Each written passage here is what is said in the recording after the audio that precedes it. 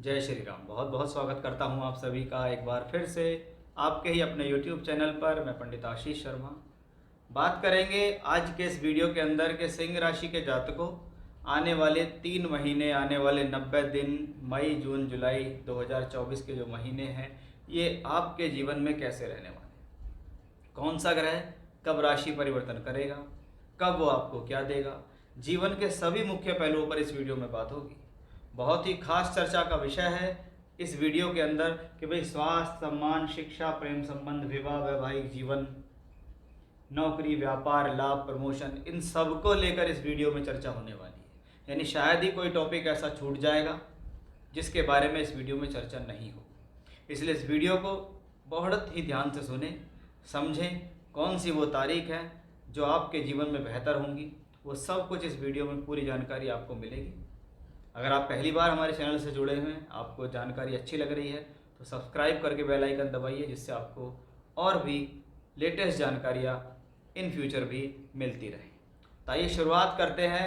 कैसे होंगे सिंह राशि के जातकों के लिए 90 दिन। यानी हमारा ये वीडियो राशि के आधार पर है, चंद्र राशि के आधार पर। सबसे पहले हम देखते हैं जो हमारे लिए सबसे ज़्यादा ज़रूरी चीज़ होती है, हमारा स्वास्थ्य सम्मान इस महीने कैसा रहेगा, सफलता का पैमाना कैसा है, कि क्या इस महीने जब हम जिन कार्यों को करेंगे क्या उसमें हमें सफलता मिलेगी या नहीं, कौन कौन से महीनों में सफलता मिलेगी, कौन सी तारीख से हमारे लिए बेहतर होगा, उसको समझते हैं। सबसे पहले ये सारी चीज़ें हमें सूर्य से प्राप्त होती हैं, क्योंकि सूर्य ग्रह आपकी राशि के मालिक हैं। और आपकी राशि का मालिक अगर ब्रह्मांड में मजबूत है तो हम कह सकते हैं कि भाई हमने इस दौरान जिन काम में हाथ डाला हमें वहाँ पे सफलता मिल गई, ऐसे समझ सकते हैं। और इसका सुंदर आगाज शुरू होता है मई के महीने से, कि जैसे ही मई का महीना शुरू हुआ हमने देखा राशि का मालिक 9th हाउस में उच्च चुका हुआ। और जब राशि का मालिक 9th हाउस में एग्जॉल्टेड है, यानी सफलता का पैमाना तो यहीं से शुरू हो गया कि जी मैं इस दौरान जिस काम में हाथ डालूंगा उसमें मुझे सफलता मिलेगी, क्योंकि मेरी राशि का मालिक बली है। मेरा राशि का मालिक 9th हाउस भाग्य स्थान में, यानी मेरे कर्म में मेरा भाग्य साथ देगा। वो कोई भी कर्म है, एजुकेशन है, नौकरी है, व्यापार है, कुछ भी कर्म करते हैं, लेकिन सफलता की स्थितियां गोचर यहाँ बना रहा है सूर्य से। फिर यही सूर्य होता है दिग्बली 14 मई से 15 जून वृषभ राशि में। दिग्बली सूर्य का फायदा क्या है? सरकारी कामों के लिए शुभ, राजनीति से संबंधित कार्यों के लिए शुभ, अधिकारियों के साथ मिलकर बैठकर बात करने के लिए शुभ माना जाता है कि जी इस दौरान अगर ऐसा कुछ काम है तो उसमें सफलता मिलेगी।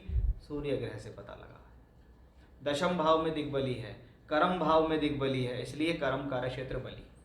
अब भाग्य भी हो गया, कर्म भी हो गया, अब तो लाभ की बारी है। तो लाभ के लिए 15 जून से 16 जुलाई मिथुन राशि में रहेंगे सूर्य।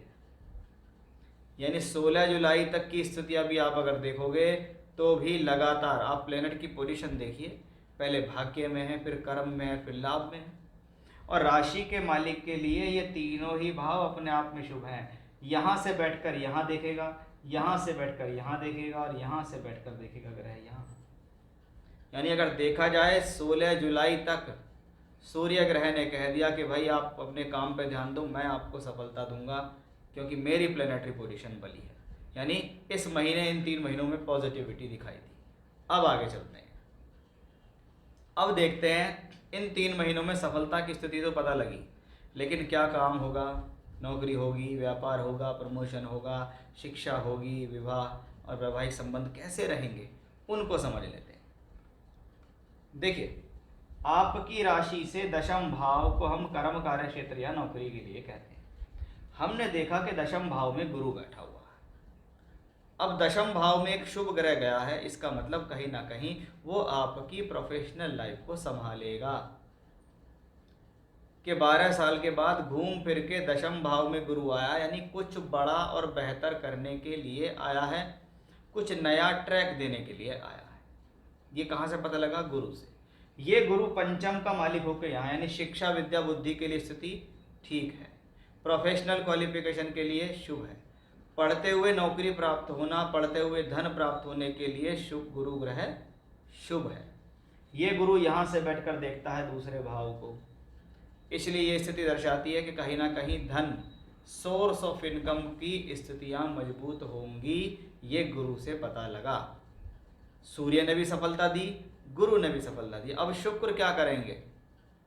शुक्र करेंगे, पहले शुक्र बैठेंगे भाग्य स्थान में 24 अप्रैल से 19 मई भाग्य स्थान में, फिर कर्म में और लाभ में। यानी एक चीज क्लियरली पता लग गई कि मेरे कर्म भाव का मालिक मेरे भाग्य से, कर्म से और लाभ स्थान से लगातार जुड़ा हुआ है। और ये तीनों वही भाव है जिनमें सूर्य गोचर कर रहा था, और ये तीनों वही भाव है जिनमें शुक्र भी गोचर करेगा। भले ही सूर्य शुक्र को अस्त करेगा, लेकिन ये शुभ ही है। इसके लिए मैंने अलग से वीडियो बनाई थी, आप उनको सुन लेना तो आपको समझ में आ जाएगा। लेकिन यहाँ हमारा मोटिव है कि हम अपनी प्रोफेशनल लाइफ को भाग्य से जुड़ते देख रहे हैं, कर्म से जुड़ता देख रहे हैं, लाभ से जुड़ता दिख रहे हैं।